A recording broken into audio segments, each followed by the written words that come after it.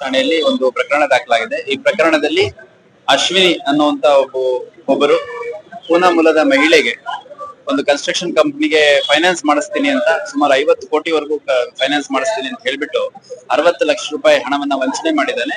ಮತ್ತು ಅದಕ್ಕೆ ಬದಲಿಯಾಗಿ 2 ಕೋಟಿಯಷ್ಟು ಹಣ ಡೂಪ್ಲಿಕೇಟ್ ಇರುವಂತದ್ದು, ಅಂದ್ರೆ children bank of India notes ಏನಿದಾವೆ ಆತರ ಡೂಪ್ಲಿಕೇಟ್ 500 ರೂಪಾಯಿ ನೋಟ್ಗಳ ಕಂತೆಗಳನ್ನು ಕೊಟ್ಟು ಅದ್ರ ಮೇಲ್ಗಡೆ ಮಾತ್ರ ಒಂದೊಂದು ನೋಟು ಒರಿಜಿನಲ್ ಇಟ್ಟಿರುವಂತದ್ದು ನಮಗೆ ಕಂಡು ಬಂದಿದೆ. 1,87,50,000 ಅಷ್ಟು ಹಣ ಈ ರೀತಿ ಫ್ರಾಡ್ ಮಾಡಿರುವಂತದ್ದು.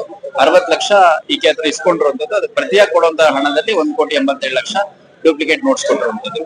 ಸೊ ಇದೊಂದು ಗಂಭೀರ ಪ್ರಕರಣ ಅಂತ ನಾವು ಕನ್ಸಿಡರ್ ಮಾಡಿ ತನಿಖೆಯನ್ನು ಮುಂದುವರಿಸ್ತಾ ಇದೀವಿ. ಆರೋಪಿ ಮೈಸೂರು ಮೂಲದವನು. ಈ ಹಿಂದೆ ಅವನ ಮೇಲೆ ಬೆಂಗಳೂರಲ್ಲಿ ಒಂದು ಕೇಸ್ ದಾಖಲಾಗಿದೆ. ಮತ್ತೆ ಪೊಲೀಸ್ ಕಸ್ಟಡಿಯಲ್ಲಿ ಇದ್ದಾಗ ಆತ್ಮಹತ್ಯೆ ಪ್ರಯತ್ನ ಮಾಡಿದ್ದಾನೆ ಅಂತ ಹೇಳ್ಬಿಟ್ಟು ಒಂದು 309 IPC ಅವಾಗಿನ ಒಂದು IPC ಅಡಿಯಲ್ಲಿ ಅಟೆಂಪ್ಟ್ ಸೂಸೈಡ್ ಕೇಸನ್ನು ಕೂಡ ದಾಖಲು ಮಾಡ್ಕೊಂಡಿದ್ದಾರೆ. ನಮ್ಮ ಕಸ್ಟಡಿಯಲ್ಲಿ ಇದ್ದಾಗ ಕೂಡ ವಿಚಾರಣಾ ಹಂತದಲ್ಲಿ ಸೂಸೈಡ್ ಮಾಡ್ಕೊಂಡ್ಬಿಡ್ತೀನಿ, ಪೊಲೀಸ್ ಹೊಡೆದ್ರು ಅಂತ ಸುಳ್ಳು ಕಂಪ್ಲೇಂಟ್ ಹೇಳ್ತೀನಿ ಅಂತೆಲ್ಲ ಹೇಳಿ ಪೊಲೀಸರಿಗೂ ಕೂಡ ಕೆಲಸ ಮಾಡಿದ್ದಾರೆ. ಅಷ್ಟಾಗಿಯೂ ಈ ಆರೋಪಿಯನ್ನ ಮುರುಡೇಶ್ವರದಲ್ಲಿ ನಮ್ಮವರು ವಶಕ್ಕೆ ಪಡಿಸ್ಕೊಂಡಿದ್ರು. ಮತ್ತೆ ನಿನ್ನೆ ಅರೆಸ್ಟ್ ಮಾಡಿ ಪ್ರೊಡ್ಯೂಸ್ ಮಾಡಿದ್ದಾರೆ. ಪೊಲೀಸ್ ಕಸ್ಟಡಿ ಇವತ್ತು ಓಪನ್ ಕೋರ್ಟ್ ಅಲ್ಲಿ ರಿಕ್ವೆಸ್ಟ್ ಅನ್ನ ಸಬ್ಮಿಟ್ ಮಾಡಿದ್ದಾರೆ.